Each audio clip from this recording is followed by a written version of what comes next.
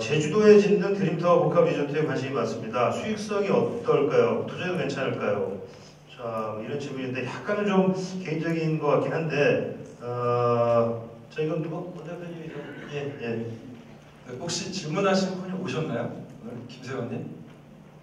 이 자리에는 안 계실 것 같은데, 제가 아까 좀 전에 분양형 호텔 부분들을 이제 선별 부분들을 말씀을 드렸는데, 이제 각 지역별 아파트라든가 이런 거 이제 지역을 선별을 해주고, 제가 이제 잠깐 쉬는 시간에 이제 어느 여기에 오신 분이 드림타워를 여쭤보시더라고요. 근데 이제 여러분들한테 굉장히 고급 정보가 될 수 있는 부분인데, 요즘에 뭐 수익형 상가들, 오피스텔들, 호텔들 많이 분양을 하는데, 아까 5성급 얘기를 했어요. 아까 말씀하신 얘기들 중에서 뭐 신문에 자주 오르는 지역이라든가 인구가 증가하고 그 다음에 뭐 성장권역에 있는 부분들, 그 부분들이 현장에서도 정확하게 들어맞습니다. 실질적으로 이론이 아니라 현장에서도 이러한 지역이 들어맞는데, 현재 거기에 부합되는 지역이 이제 서울권을 짚어주셨는데, 제주도가 작년에요, 공시지가가 가장 많이 오른 지역이 서울이 아니고요, 제주도예요. 제주도에서도, 그러니까 작년에 세종시가 12.9%, 제주도가 19% 올랐는데, 그 제주도의 강남이라고 하는 노영동이 39.9%가 올랐거든요. 거의 40%에 육박할 정도로 올랐는데, 이게 거품이 아니에요, 제주도는. 그러니까 제주도가 현재 연간 관광객이 한 1,600만 명 정도 오는데요. 제2공항이 이제 개통이 되면은, 아까 뭐 인구도 제주도가 가장, 인구 증가율로 보면 가장 높은 지역이 제주도인데, 관광 인프라 부분들, 광역 교통망 구축에 대한 부분들이 국가적으로 진행되는 데가 지금 제주도거든요. 제 생각에는 이 정도 인구 증가율이면 지금 현재 한 66만 명 정도 되는데 100만 명까지는 금방 올라올 수 있을 거라고 봅니다. 그러면 이제 아까도 말씀드린 뭐 여권보급률 이런 호텔에 대한 부분들이 제주도에 많이 들어가요. 제주도 쪽에. 근데 이제 제주도에 들어가는 호텔들의 면모는 아까 제가 선별 부분들을 말씀을 드렸는데, 이제 아까 드림타워를 얘기를 하셨으니까, 드림타워 같은 경우에는 사실은 그 부동산에서 제일 중요한 게 희소성이거든요. 내가 사고 싶어도 이걸 살 수 없는 그러한 상황에 대한 부분들이, 고액 자산가 분들은 그게 이제 프리미엄으로 연결이 되는 겁니다. 강남권 같은 경우에도 비싸지만 강남이 주는 프라이드가 있기 때문에 비싼 프리미엄을 주고 계속 올라가는 건데, 제주도 노영동에 일단 그런 입지고요. 호텔 같은 경우에도 기존에 공급됐었던 호텔들하고 볼륨이 틀립니다. 드림타워 같은 경우에는 우리나라에서 GK라고 해서 이제 관광청에서 자회사로 카지노 회사를 만들어서 한 3군데 운영을 하고 있는데, 그 3군데를 합한 그 규모보다 드림타워에 더 크게 들어갑니다. 그러니까 위락시설 제가 아까 말씀을 드렸는데, 또 제주도에는 백화점이 없어요 지금. 그럼에도 불구하고 노영 오거리에 보면 쇼핑할 만한 데가 없습니다. 인구가 60만 명이 넘어가는데, 전주 같은 데도 인구 60만 명 넘어가는데 백화점들 막 들어오잖아요. 근데 성장 가치적인 측면에서 보면 여기 뭐 저희 장모님도 전주 분이지만 전주를 비하하는 게 아니라 전주보다 제주 같은 경우가 훨씬 더 성장 속도가 빠르거든요. 백화점이 없습니다. 드림타워 같은 경우에는 그러한 복합 쇼핑몰들이 들어가요. 그러니까 사람이 몰릴 수 있는 요소와 고부가 가치에 대한 이익을 창출할 수 있는 위락시설 카지노와 이러한 것들이 집약적으로 들어가고, 그 볼륨 부분들이 아마 제가 이제 호텔 컨설팅 업무 부분들을 진행을 하는데, 전에도 5성급 호텔은 분양을 한 사례가 없습니다. 앞으로도 분양을 할, 글쎄요, 뭐 5성급의 브랜드 런칭을 어떻게 할지 모르겠지만, 런칭은 할 수 있지만 분양에 대한 부분들은 개인적으로 이런 컨설팅 업무를 해보다 보니까 힘들 거라고 판단을 해요. 여러 가지 시행자의 자금 사정이나 이런 것들 부분들이 뭐 고려를 해보면 힘들다라고 보는데, 드림타워 같은 경우에는 그 브랜드 런칭 부분들까지 해서 들어온다라고 하면 돈이 있어도 이후에는 5성급 브랜드 호텔을 가장, 노영동이라는 땅값만 거기가 평당 한 2억 가까이에 그 중국계 자본이 들어와서 그 지역에 땅을 매입을 하려고 해도, 먼저 이거 상호를 얘기할 수 없지만 무슨 마트 바로 노영호거리에 있습니다. 근데 이제 그쪽에서 매각을 안 하려고 해요. 그만큼 이제 희소성이 있는 부지에 들어오는 상품과 볼륨이 갖춰져 있기 때문에 사실은 전에도 없었지만 개인적으로는 앞으로도 이런 상품들이 나오기는 힘들다라고 보여져요. 그 이유가 또 여러 가지가 있습니다. 제주도는 건축 고도 제한이라는 게 있어요. 환경단체들이 굉장히 강합니다. 제주의 관광 인프라가 어떤 그런 부분들 때문에 세계적으로 유명해지기도 했지만 55m 이상 건물을 지을 수가 없는데, 제가 알기로는 이 상품이 뭐 인허가 부분들 받는 데만 한 8년, 9년이 걸렸었던 것 같아요. 그리고 그 과정에 한 169m 정도 높이로 진다라고 하니까 실질적으로 어떤 상품적인 희소성, 수익에 대한 배분의 안정성, 또 프라이드를 줄 수 있는 형태의 상품 컨셉 이러한 것들을 고려해 보면 이제 김한 씨가 문의를 주셨는데 상당히 좀 유망하다라고 보여집니다. 네, 그렇게 답변을 드리도록 하겠습니다.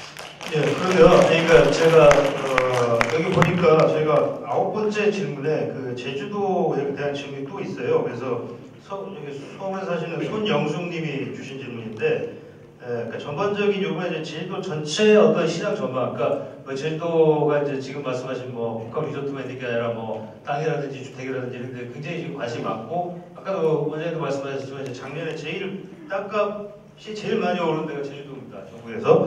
그래서 그런 것과 관련돼서 사실은 관심은 굉장히 많은데, 그래서 요거 전반까지 한번 묶어가지고 같이 한번 좀 여기서 아예 같이 한번 해주시죠. 예. 제가 그 뭐 사례를 하나 드리는데 한 3년 전에 이제 지인이 제주도 쪽에서 이제 중국계 자본들이 지금 많이 들어오고 있습니다. 신화역사공원이라든가 이 드림타워 같은 경우에도 중국계 자본이 들어오고 있고 많이 들어오고 있는데, 원래 이제 뭐 유태인하고 중국인들이 돈 냄새를 잘 맡는다고 하잖아요.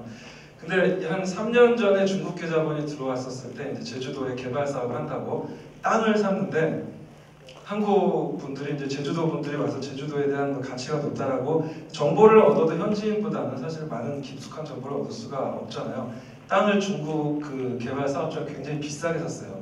오피스텔을 지으려고 했는데 너무 비싸게 샀는데 이걸 인허가를 받고 뭐하는 과정에서 땅값이 올라가니까 분양가에 대한 저항감이 없어져 버려서 단기간에 분양이 완료가 됐었습니다. 그러니까 제주도가 뭐 토지 시장도 그렇고 지금 부동산에 아까 노영동 아파트 그 아이파크라는 아파트가 있어요. 근데 판교하고 뭐 정자동하고에 대한 사례를 들어서 말씀을 드렸는데 그 지역도 상승 가치를 보면 굉장히 높아요. 그리고 인구도 늘고.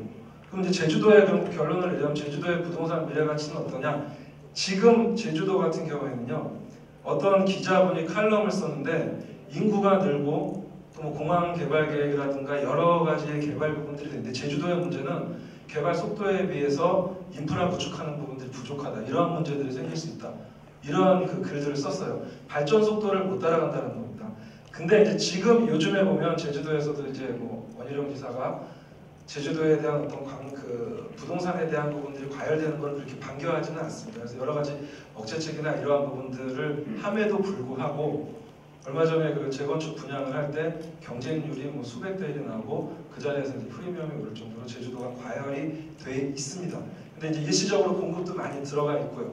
근데 지금은 현재 보면은 어떤 일시적인 조정 기간들이 있는 부분들은 특히 이제 오피스텔이나 이러한 것들 조정 기간 부분들이 있는데, 앞으로 전반적으로 볼 때는 제주도는 아까 가치적인 측면으로 고정환 원장님이 미래 가치나 대제 가치, 잠재 가치를 말씀을 해주셨는데, 저는 개인적으로 전국적으로 가장 이러한 성장 가능성이 높은 곳을 제주도로 보고 있습니다. 몇 년을 이렇게 쭉 지켜본 결과에 한 3, 4년 전에 저희가 컨설팅을 했었을 때에 대한 부동산 시세와 지금 부분들에 대한 그래프 부분들이 틀리고요. 앞으로 잡혀있는 부분들, 아까 이제 일자리 창출이나 이런 거 아까 판교 부분들 말씀을 하셨잖아요.